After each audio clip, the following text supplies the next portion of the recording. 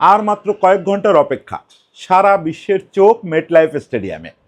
MetLife স্টেডিয়ামে আজকে Argentina জিততে কি করতে হবে?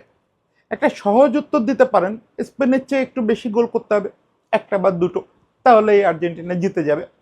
আর যারা সিরিয়াস মানুষ তারা অনেক পয়েন্ট খুঁজবেন, যে লিওনেল স্কালোনিকে আজকে অসাধারণ কৌশল নিয়ে মাঠে নামতে হবে, লিসান্দ্রো মার্টিনেজ আর কুটি রোমেরোকে দুর্দান্ত ডিফেন্স করতে হবে, দুপাশে ত্যাগলাফিকো আর মলিনাকে অসাধারণ গতি দেখাতে হবে, মাঝ মাঠে ম্যাক আলিস্টার, পারেদেস আর এনজো ফার্নান্দেসকে ম্যাজিক দেখাতে হবে, সামনে জুলিয়ান আলভারেজ, লাউতারো যেই থাকুক তাদেরকে দুর্দান্ত স্কোরিং ক্যাপাবিলিটি দেখাইতে হবে।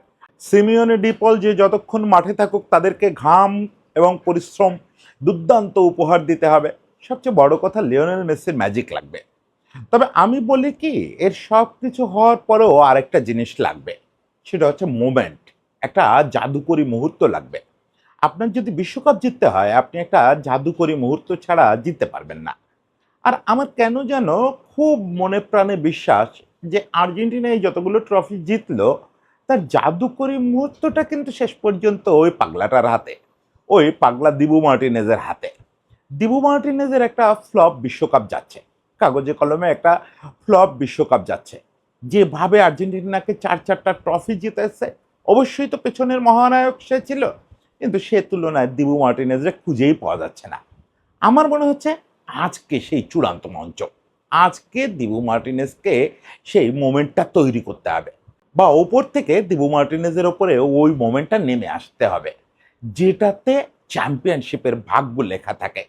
এটা এই পাগলার পক্ষেই সম্ভব। আমি একটু বলি, যদিও বেশিরভাগ কথাটা আবেগের, কিন্তু আমি কেন মনে করতেছি, ঠিক কোন জায়গাটায় মনে করতেছি যে দিবুর ওই মোমেন্টটা না হলে আসলে চ্যাম্পিয়ন হওয়া যাবে না, সেই জিনিসটা নিয়ে একটু কথা বলি আজকে। ফাইনালকে সামনে রেখে আর্জেন্টিনার কয়েকজন খেলোয়াড়, কোচ, ক্যাপ্টেন, স্পেনের কয়েকজন খেলোয়াড়, কোচ সহ একটা প্রোগ্রামে গেছিলেন। ওখানে আরও বিভিন্ন অঙ্গনের তারকারা ছিলেন, জোকোভিচ ছিলেন, রিও ফার্দিনান্দের মতো সাবেক ফুটবলার ছিলেন। বেশ বড় একটা অনুষ্ঠান হয়েছে। ওখানে একটা প্রেস কনফারেন্সের মতো হয়েছে, প্রশ্নোত্তর পর্ব। ও দেবুকে কেউ একজন প্রশ্ন করছেন যে, দিবু এবার তো ফর্মটা খুব ভালো যাচ্ছে না, অনেকগুলো বাজে বাজে গোল হজম করলেন, 2022 বিশ্বকাপের সেই অতিমানবীয় দিবুকে দেখা যাচ্ছে না। দিবু অসাধারণ একটা কথা বলছে, বলছে 2022 বিশ্বকাপ বললেই তো নিশ্চয়ই ফাইনালে আমার ওই অতিমানবীয় কীর্তি বা যেটা বলেন ওইটার কথা আসে। তো আসলে একটু দৃশ্যটা ভাবেন তো কি ছিল, 70 থেকে 80 মিনিট পর্যন্ত ম্যাচটা আমাদের হাতে ছিল। তারপরে অল্প একটু সময়ের ব্যবধানে আমি 3টা গোল হজম করলাম। এরপরে গিয়ে 111 মিনিটের মাথায়, 112 মিনিটের মাথায় ওই অবিশ্বাস্য সেভটা হয়ে গেল। ওটাকে আমি করলাম নাকি হয়ে গেল? এখন ওই সেভটা যদি হয়ে না যাইতো, তাহলে আজকে আমার পৃথিবী কিভাবে মনে রাখতো? পৃথিবী মনে রাখতো যে তার টিম ফাইনালে 2-0 লিড নিছে, 3-2 লিড নিছে, তারপরেও সে এত জঘন্য একটা কিপার যে 3টা যাচ্ছে তাই গোল খেয়ে টিমকে বিশ্বকাপ হারায় দিছে। আমাকে তো ইতিহাস সেভাবেই মনে রাখতো। এটা আসলে একটা মোমেন্ট। এটা আপনি বলতে পারেন না যে কোন সময় এটা আসবে। এই বিশ্বকাপেও আমি অনেকগুলো গোল হজম করছি, আমার হাতে লেগেও ঢুকে গেছে। জর্ডানের বিপক্ষে বলটা আমি প্রায় ঠেকায় দিছি, তারপরেও ঢুকে গেছে। এখন এই জিনিসটা আসলে আগে থেকে ব্যাখ্যা করা খুব কঠিন। আমি খুব ভালো খেললেও আমি গোল হজম করে যেতে পারি। খুব খারাপ খেললেও, ওই ফাইনালটা তো আমার অন্যতম বাজে পারফরম্যান্স ছিল ওই পর্যন্ত, ওই সেভটা করা পর্যন্ত। কিন্তু ওটাই আমার ইতিহাসের সেরা পারফরম্যান্স হয়ে গেছে। এই ডিফারেন্সটা আগে থেকে করা খুব মুশকিল। ফলে এবার খারাপ খেলতেছি না ওইবার ভালো খেলছিলাম, এটা আমি বুঝে উঠতে পারি না। আমার কথাটা শুনে সঙ্গে সঙ্গে সাকিব আল হাসানের কথা মনে পড়ল। একবার বিপিএলে সাকিবের একটা ইন্টারভিউ করছিলাম। সাকিব ক্যাপ্টেন্সিতে তো আপনারা জানেন যে একটা ফ্রিকনেস আছে ওর ভিতরে, উদ্ভট কিছু ডিসিশন নেয় এবং সেটা বেশিরভাগ ক্ষেত্রে কাজেও লেগে যায়। ওগুলো নিয়ে কথা বলতেছিলাম। ওই আগের ম্যাচেই ওই দিন কথা বলতেছিলাম, তার 1-2 দিন আগেই কি একটা ওরকম কাজ করছে ভুলে গেছি। তো সেইটা জিজ্ঞেস করতেছিলাম যে, আপনি যে এই কাজগুলো করেন এগুলা কি এক ধরনের জুয়া খেলা, যে আপনি বাজি ধরলেন লেগে গেল, নাকি অনেক হিসাব নিকাশ করে করেন? তো সে আমাকে ঠিক এই দিবু মার্টিনেজের মতো করে একটা কথা বলছিল যে, দেখেন এই লেভেলে যারা ক্যাপ্টেন্সি করে, খুব বিরল ব্যতিক্রম বাদ দিলে প্রায় সবাই কাছাকাছি ধরনের বোধভাষ্য দিয়ে এবং হিসাব নিকাশ করে সিদ্ধান্ত নেয়। কিন্তু মজাটা হচ্ছে আপনারা তো রেজাল্ট দেখে তারপরে বলেন যে এটা ভালো ক্যাপ্টেন্সি ছিল বা এটা খারাপ ক্যাপ্টেন্সি ছিল। আমি যখন একটা ফিল্ডার কোথাও টানি, তখন যদি ঘটনাক্রমে ওই ফিল্ডারই ক্যাচটা ধরে ফেলে, আপনাদের কাছে মনে হয় এটা কি অসাধারণ একটা মুভ। আবার একটা বোলারের ডেকে বল দিলাম হাতে, ওই বোলারটা একটা ছক্কা খেয়ে গেল, আপনার মনে হয় কি যাচ্ছে তাই। কিন্তু আমি দুটো ডিসিশনই কিন্তু আমার সেরা ডিসিশন নিয়েছিলাম। ফলে রেজাল্ট বায়াসনেস দিয়ে আসলে বোঝা যায় না যে কে ভালো ক্যাপ্টেন্সি করতেছে আর কোনটা খারাপ ক্যাপ্টেন্সি। এই দিবু মার্টিনেজের কথা। তাহলে কি আসলে ডিসাইড করে দেয়? মোমেন্ট। মোমেন্ট ডিসাইড করে দেয়। অবশ্যই সর্বোচ্চ পর্যায়ে আপনাকে সাফল্য পেতে গেলে আপনার ওই মেসি ম্যাজিক লাগবে, আপনার মিডফিল্ডের সাফল্য লাগবে, আপনার স্কিল লাগবে, আপনার ফিজিক্যাল সামর্থ্য লাগবে, মানসিক প্রচণ্ড শক্তি লাগবে। আপনি ফাইনাল খেলবেন, ফাইনাল জিতবেন, এগুলো তো শুধু লাকের ভরসায়, শুধু মোমেন্টের ভরসায় হবে না। আপনার ওই কোয়ালিটি দিয়ে 50-50 অবস্থায় যেতে হবে, সমানে সমান হতে হবে।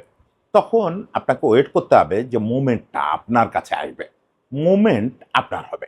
দেখেন, শুধু মোমেন্টের অভাবে পৃথিবীতে কত বড় বড় মহানায়ক একটু এই বিশ্বকাপ ট্রফিটা স্পর্শ করতে পারে নাই। পাওলো মালদিনির মতো ডিফেন্ডার, ক্রুইফের মতো খেলোয়াড় যার খেলা এবং দর্শন সবকিছুতে আজও পৃথিবী আচ্ছন্ন হয়ে আছে, ক্রিস্টিয়ানো রোনালদোর মতো মহানায়ক, ক্রিস্টিয়ানো রোনালদো যে কোনো বিচারে সর্বকালের সেরাদের কাতারে থাকবেন, সেই লোকগুলো বিশ্বকাপ ট্রফি স্পর্শ করতে পারে নাই কিছু মোমেন্টের অভাবে। কি ছিল না? ক্রুইফের দলের সমস্যা ছিল? মালদিনির দল খারাপ ছিল? রোনালদোর দল খারাপ ছিল? না, কোনোটাই সত্যি না। প্রত্যেকের বিশ্বকাপ জেতার মতো দল ছিল, তাদের অ্যাবিলিটি নিয়ে তো প্রশ্নই আসে না, তারা এক একজন ম্যাজিশিয়ান। কিন্তু ওই যে মোমেন্টটা আসে নাই, মোমেন্টটা তাদের হয়ে মাঠে নামে নাই, বিশ্বকাপ মাঠে আসে নাই যে তোমরা জিতে যাবা। এই জায়গাটায় আর্জেন্টিনায় দিবু মার্টিনেজের ওপরে আমার কেন যেন মনে হয় যে ওই জিনিসটা ভর করে। আপনি দেখবেন আর্জেন্টিনা যতবার এইরকম মানে তার উপস্থিতিতে যতবার ওই শিরোপার কাছাকাছি পৌঁছাইছে, ততবার দিবুর উপরে ওই মোমেন্টটা ভর করে ফেলে। সবাই যার যার কাজটা শুরু থেকে করতে থাকে, সবাই শুরু থেকে ম্যাজিকটা দেখাতে থাকে, শেষ পর্যন্ত দিবুর কাছ থেকে আপনার কিছু একটা লাগে। দিবু আর্জেন্টিনা দলে আসার পরে আর্জেন্টিনা কোনোদিন কোনো ট্রফি হারে নাই, কোনো ট্রফির ফাইনালে উঠে হারে নাই। 5টা ট্রফি খেলছে দিবু, তার ভিতরে 4টাই শিরোপা জিতছে। এবং আপনি যদি দেখেন তার মানসিক যে লড়াই, তার শারীরিক যে লড়াই, সেগুলো নিয়ে বোধহয় আমি অনেক কন্টেন্ট করছি। এই বিশ্বকাপের মধ্যেও দিবুর যে নতুন থিঙ্কিং স্কুল, সে যে মেন্টাল লড়াইটা করে প্রতিপক্ষের সঙ্গে, এগুলোর যে একটা নতুন স্কুল গড়ে তুলতেছে, এগুলো নিয়ে কথা বলছি। কিন্তু তারপরেও শেষ বিচারে আপনি গিয়ে দেখবেন কোথাও ওই একটা মোমেন্ট, একটা ওপর থেকে পাঠানো মুহূর্ত, যেটা আসলে ঠিক করে দেয় ভাগ্যটা। সেটা আপনি কোপা আমেরিকায় টাইব্রেকারে দেখেন, বিশ্বকাপে নেদারল্যান্ডসের বিপক্ষে দেখেন, আর চুয়োমনের ওই বল ঠেকানো, যিশু খ্রিস্টের মতো করে ওই বল ঠেকানো। আমরা শুধু দিবুর ওই নাচটা মনে রাখি, দিবুর কুৎসিত অঙ্গভঙ্গিগুলো মনে রাখি, দিবুর আজে বাজে আচরণগুলো মনে রাখি, বাজ পাখি হয়ে ওঠা মনে রাখি, উড়ে গিয়ে একটা সেভ করা। কিন্তু দিবুর ওপরে যখন ভরটা করে মোমেন্টটা, তখন যে দিবু কি ঐশ্বরিক সব সেভ করে ফেলে না, হয়ে যায়। এগুলো প্রত্যেকটা টুর্নামেন্টে আপনি দেখবেন অন্তত একটা করে এরকম ঘটনা আপনি পাবেন। শুধু আর্জেন্টিনা কেন, এই যে অ্যাস্টন ভিলার হয়ে সেদিন ট্রফি জিতে আসলো, ফাইনালেও সে ওরকম একটা মোমেন্ট করে আসে। ওর ভেতর ওই ব্যাপারটা আছে যে হঠাৎ করে একটা মোমেন্ট ক্রিয়েট হয়ে যায়, যে মোমেন্টটায় দিবুর চারিদিকে আর পৃথিবীতে কিছু থাকে না, দিবু একা থাকে। প্রতিপক্ষ তখন একটা অগাধ সমুদ্রের মাঝখানে দিবুর মুখোমুখি হয়ে যায়। দিবুর সঙ্গে থাকে শুধু অবিশ্বাস্য কনফিডেন্স, দিবুর সঙ্গে থাকে ভাগ্য। দিবু ওই সময়টাকে নিজের করে নেয়, আর্জেন্টিনার করে নেয়, মেসির হাতে তুলে দেয় ওই সময়টা। ফলে আমার দৃঢ় বিশ্বাস, এটা আমার বিশ্বাস, একান্ত বিশ্বাস। দেখেন, আমি একটা নিজের সম্পর্কে একটা স্বীকারোক্তি দেই। এটা আমার মনে হয় যারা আমার চ্যানেলটা নতুন নতুন দেখা শুরু করেন, তাই তো হয়। একই দর্শকরা তো এই আজকে 3 বছর ধরে দেখতেছেন না, বা 2 বছরের বেশি কিছু, এই সময় ধরে তো একই দর্শকরা দেখতেছেন না, বদলাচ্ছে, সময় বদলাচ্ছে, দর্শক বদলাচ্ছেন। ফলে অনেকেরই ধারণা হয় যে এই লোকটা তো নিরপেক্ষ না। বাকি কন্টেন্ট ক্রিয়েটররা যেরকম সুন্দর সুন্দর নিরপেক্ষ বিশ্লেষণ করে, এই লোকটা শুধু আবেগের কথা বলে, শুধু আর্জেন্টিনা নিয়ে চিল্লায়। আমি আসলে এই আবেগটাই প্রকাশ করতে এই কন্টেন্ট ক্রিয়েশন করি, এই পক্ষপাত দেখাইতেই কন্টেন্ট ক্রিয়েশন করি। এবং আর্জেন্টিনার ব্যাপারে আমার এই যে পক্ষপাত, এটাকে তো 25 বছর অলমোস্ট লুকায় রাখছি, লুকায় কাজ করছি, কখনো প্রকাশিত হয়ে গেছে, কখনো হয় নাই। এখন আমি প্রকাশ করতেই চাই। আমি সেই 1990 সাল থেকে আর্জেন্টিনারে নিয়ে যে আবেগে ভুগি, সেই আবেগের একটা গেম ওভার হচ্ছে 2022 লুসাইলে। এখন আমার কাছে এটা একটা পিওর মনোরঞ্জন এবং আবেগের জায়গা। ফলে আর্জেন্টিনার প্রতিটা জয় নিয়ে নানা রকম কাব্য করা, নানা রকম স্বপ্ন দেখা, সুপারস্টিশনে ভোগা, এটা আমার পার্ট অফ লাইফ হয়ে গেছে। এই 40 দিন ধরে তাই করলাম, আপনাদের সঙ্গে সেই গল্পগুলোও করলাম। কেউ রাগ হচ্ছেন, কেউ খুশি হচ্ছেন। এন্ড অফ দ্য ডে ওই আবেগের প্রকাশ করতে করছি। যতদিন কন্টেন্ট ক্রিয়েটর হিসাবে কাজ করে যাব তাই করব। কখনো বাংলাদেশ, কখনো আর্জেন্টিনা, কখনো অন্য কোনো কিছু। ব্যক্তি অনেক খেলোয়াড় পছন্দের আছে। টেনিস যদি প্রসঙ্গ হয়, টেনিসে এখন ওরকম পছন্দ কেউ নেই। একসময় ফেদেরারের জন্য মনে হতো যে জীবন দিয়ে দিতে পারবো। এরকম তারকাদের নিয়ে আবেগই প্রকাশ করে যাব। এই সামনে MLS শুরু হবে, ইন্টার মিয়ামিরে নিয়ে চিল্লাপাল্লা করব। লা লিগায় বার্সেলোনা না রিয়াল মাদ্রিদ এবার একটু কনফিউশন, খুব কনফিউশনে পড়ে যাব যদি মাস্তান্তনো রেগুলার ম্যাচ খেলে, যে কার সাপোর্ট করব। যদি আলভারেজ বার্সেলোনায় চলে যায় তাহলে ডিসিশন নেওয়া সহজ হয়ে যাবে। যাই হোক, এসব আবেগের বই প্রকাশ করবো। যদি কোনো কারণে সাংবাদিকতা আবার ফিরি, তখন আবার নিরপেক্ষতা দেখাবো। কিন্তু তার আগ পর্যন্ত আমি চাই ওই মোমেন্টটা আজকে রাতে ওই মেটলাইফ স্টেডিয়ামে ওই পাগলটার উপরে ভর করুক। এমি মার্টিনেজ, দিবু মার্টিনেজ, 5 পাখির ওপরে ওই মোমেন্টটা ভর করুক। এই লিওনেল মেসির জন্য এই মানুষটা এই জীবনে অনেক কিছু করছে। লিওনেল মেসি এবং আর্জেন্টিনাকে এই লোকটা অনেক মোমেন্ট উপহার এনে দিছে।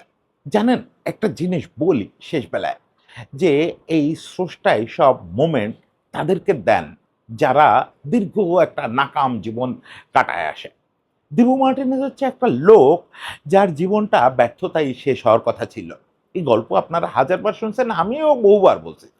30 বছর বয়স পর্যন্ত সে কোনো দিন কোনো দলে ফার্স্ট ইলেভেনে চান্স পেত না, না আর্সেনালে, না আর্জেন্টিনায়। আর্সেনালে সবসময় 3 নাম্বার ছিল, ফার্স্ট চয়েস তো ছিলই না। মাঝে মাঝে কাপ খেলতো, একটা কাপ জেতা নয় বোধহয় ভালো ভূমিকা ছিল। এছাড়া তাকে লোকে চিনতেও না, এত বড় বড় কিপারের পাশে খেলতে হতো। আর আর্জেন্টিনায়, আর্জেন্টিনায় তো টপ থ্রিতে তার নাম ছিল না কোনোদিন। দুর্ঘটনা চক্রে আসলো জাতীয় দলে, দুর্ঘটনা চক্রে একদিন কিপিংয়ের সুযোগ পেল, দুর্ঘটনা চক্রে তার খুব পছন্দ হয়ে গেল। এই যে দেখেন, একটা লোক 30 বছর বয়স, যে সময় একটা ফুটবলার রিটায়ারমেন্ট প্ল্যান শুরু করে, বিভিন্ন ইনভেস্টর প্রতিষ্ঠানের সঙ্গে আলাপ করে যে ভাই এই কামাইছি, কোথায় ইনভেস্ট করলে বাকি জীবন বেশ পায়ের পরে পা রেখে চলতে পারবো। ওই বয়সে নতুন করে পাওয়ার স্বপ্ন অ্যাথলেটদের আর থাকে না। ওই বয়সে যা হওয়ার হয়ে গেছে, এখন গোছানোর পালা। ওই বয়সে এই লোকটা গাটের পয়সা দিয়ে ভাইরে নিয়ে টিকিট কেটে ফুটবল বিশ্বকাপ দেখতে গেছিল রাশিয়ায়। দেখতে গিয়ে ওখানে গিয়ে সেলফি তুলছিল, যে সেলফিতে আর্জেন্টিনার খেলোয়াড়দের চেনা যায় না, ওদের মুখ কোনো ক্রমে দুই ভাইয়ের দেখা যায়। ওই সেলফি পোস্ট করে লিখছিল একদিন ওইখানে আমিও খেলতে চাই। আবার আর্সেনালে মূল দল প্র্যাকটিস করতেছে, ও একটা বলের উপরে বসে আছে।